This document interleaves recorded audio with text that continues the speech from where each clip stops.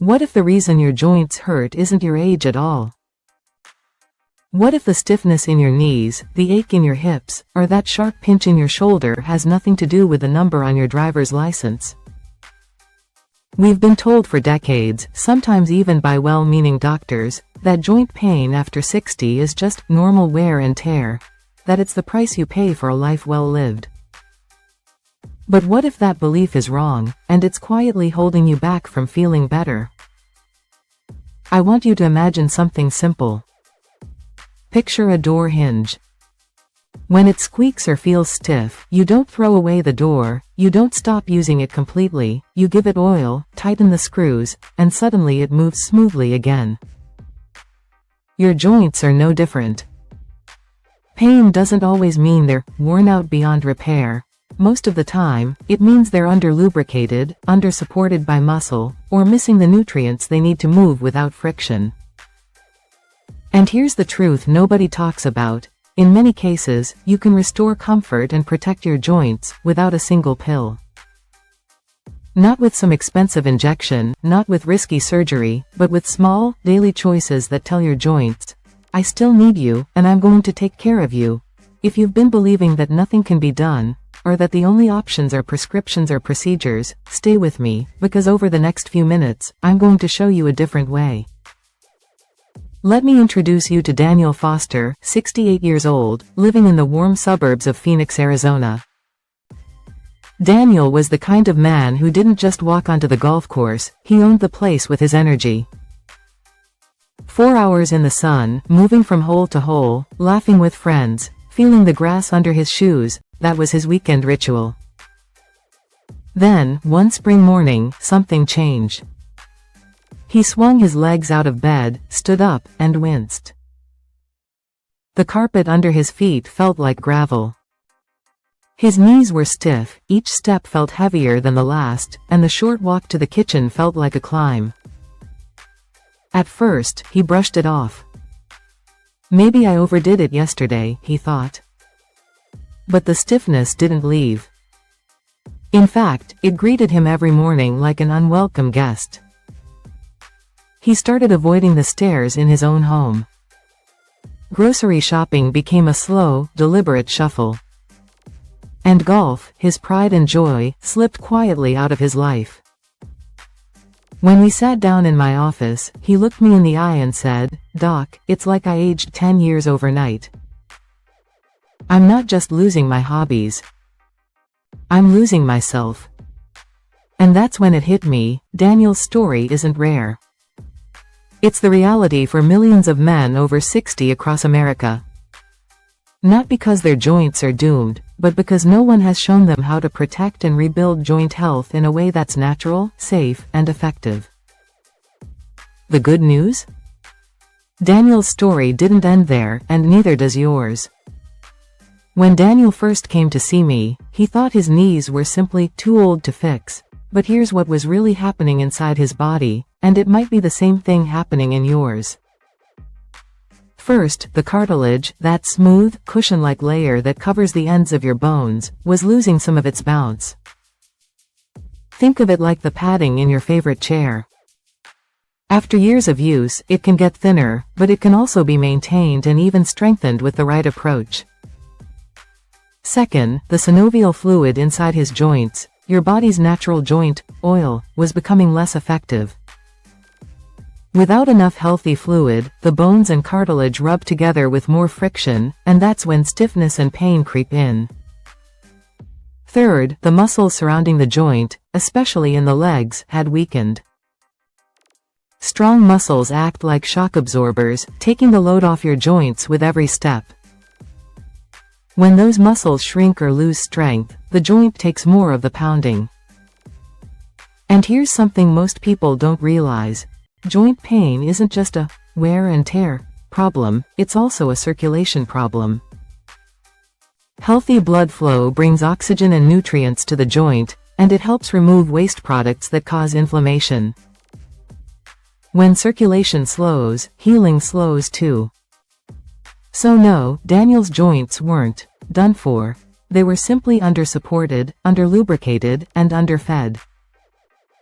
And with the right daily actions, that can change, often faster than most men expect. When I explain this to my patients, I often see them nod, then admit they've been doing exactly the wrong things for years. Mistake number 1. Resting completely when pain appears. It sounds logical: if it hurts, don't move it, right? But here's the problem: when you stop moving entirely, your muscles weaken, your circulation slows, and the joint loses the very support it needs to feel better. It's like parking a car in the garage for a year: the battery dies, the tires deflate, and the whole system becomes harder to start again. Mistake number 2. Relying only on painkillers. Pain medication can take the edge off, but it doesn't rebuild cartilage, doesn't strengthen muscles, and doesn't improve circulation. In fact, by masking the pain, it can trick you into ignoring the root problem until it gets worse. Mistake number 3. Jumping into intense exercise after long rest. Some men get frustrated, decide they're done with being inactive, and try to make up for lost time with heavy workouts or long hikes. The result? Swelling, more pain, and sometimes a serious injury. Your joints don't respond well to shock. They respond to steady, gradual, consistent motion. Mistake number 4. Believing that joint decline is inevitable. Perhaps the most damaging belief of all. If you've been told, this is just part of getting older, you might stop trying altogether. And that's when decline speeds up. The truth is, your joints are living tissue, and living tissue can respond, repair, and rebuild when you give it the right care. Daniel made 3 of these 4 mistakes before he walked into my office. But once we replaced those habits with smarter ones, his progress began in days, not months. And that brings us to the part most men never hear from their doctors. When Daniel and I talked about his goals, he didn't want a long list of supplements, and he definitely didn't want to depend on pain pills. What he wanted was a clear, realistic plan that would help him walk, climb stairs, and golf again, without fear. So I gave him 4 simple habits. No prescriptions, no expensive equipment, just practical actions he could start that very day. Habit number 1. The 3-minute morning mobility circuit. Before coffee, before breakfast, spend 3 minutes gently moving your joints. Daniel started with ankle circles 10 each direction per foot, knee bends, holding onto a chair for support, hip rotations, slow, controlled circles. This sent fresh blood and nutrients into his joints before the day even began. It's like oiling the hinge before you open the door. Habit number 2. Eat collagen-rich foods. Cartilage is mostly made of collagen, and your body can rebuild it when you give it the raw materials. I told Daniel to add foods like salmon or sardines, also give omega-3s to reduce inflammation, bone broth a few times a week, soy-based foods like tofu or tempeh for plant-based collagen support. These aren't exotic or expensive, just real foods that feed the joint from the inside. Habit number 3. Get vitamin D and omega-3s from whole foods. Strong bones and healthy cartilage need vitamin D. Daniel got his from 15 minutes of morning sunlight and foods like eggs and fortified milk. For omega-3s, he added walnuts and chia seeds on days he didn't eat fish. These nutrients help keep inflammation down and joint tissues supple. Habit number 4.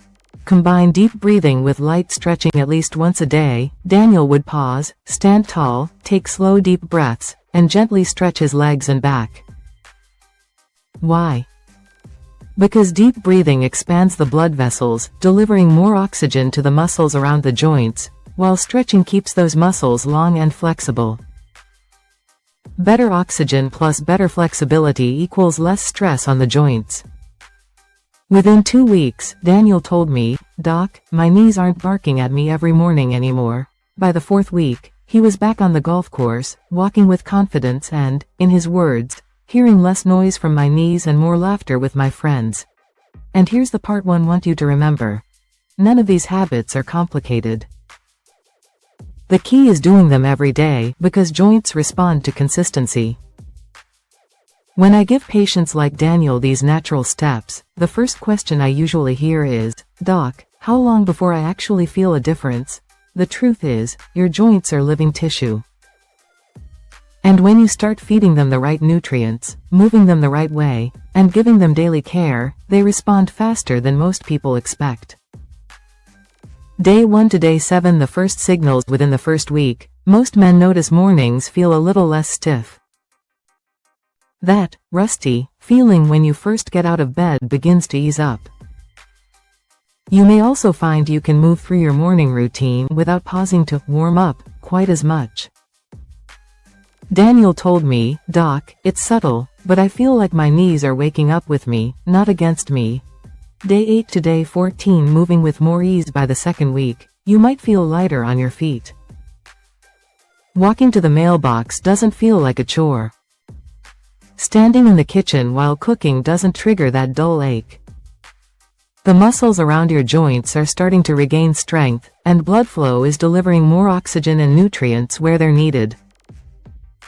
Daniel said, "I caught myself walking up the stairs without holding the railing, and I didn't even think about it until I was at the top." Day 15 to day 30, real confidence returns after a month. The change is noticeable, not just to you, but to the people around you. You may stand taller, move faster, and feel more willing to say yes to activities you've been avoiding. Your balance improves, and that quiet fear of falling starts to fade. For Daniel, this was the moment he dusted off his golf clubs and stepped back onto the course. No limp, no grimace, just the sound of the ball flying down the fairway and the feeling of being himself again. These timelines aren't magic, they're biology. Your joints were made to move, and when you treat them right, they respond. And that's where the real transformation begins. Here's what I want every man over 60 to hear clearly. You are not broken. Your joints are not past the point of no return.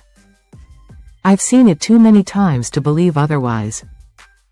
Men who walked into my office leaning on canes, shuffling their feet, avoiding eye contact because pain had stolen their confidence, come back weeks later standing taller, looking me in the eye, and talking about the plans they've made, golf trips, hiking with grandkids, fixing up the old car in the garage. What changed? Not their age. Not some miracle pill. It was the moment they stopped seeing themselves as too old, and started treating their joints like a part of their future, not just their past. Daniel told me something I'll never forget. "Doc, the best part isn't that I can golf again, it's that I feel like I'm in the game, in life, again." That's the real victory here. Healthy joints aren't just about walking without pain. They give you back the freedom to say, yes, yes to movement, yes to connection, yes to living fully.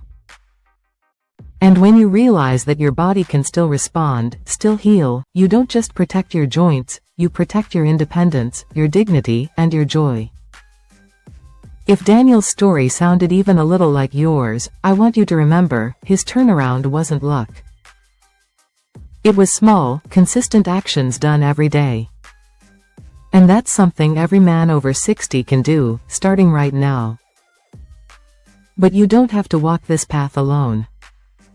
There's a whole community of men just like you, and their families, who are learning, sharing, and supporting each other as they protect their joints and take back their movement. I'd love for you to be part of it. In the comments below, share your own joint story, the challenges, the victories, even the questions you've been holding on to. You never know, your words might be the spark that helps another man start his journey. And if you know a friend, a brother, or even an old teammate who's been slowing down because of joint pain, send them this video. Sometimes all it takes is one conversation, one piece of hope, to change the course of someone's health. Because healthy joints aren't just for walking, they're for living, laughing, and doing the things that make life worth it. So start today. Your next step could be the one that brings you back to the life you love.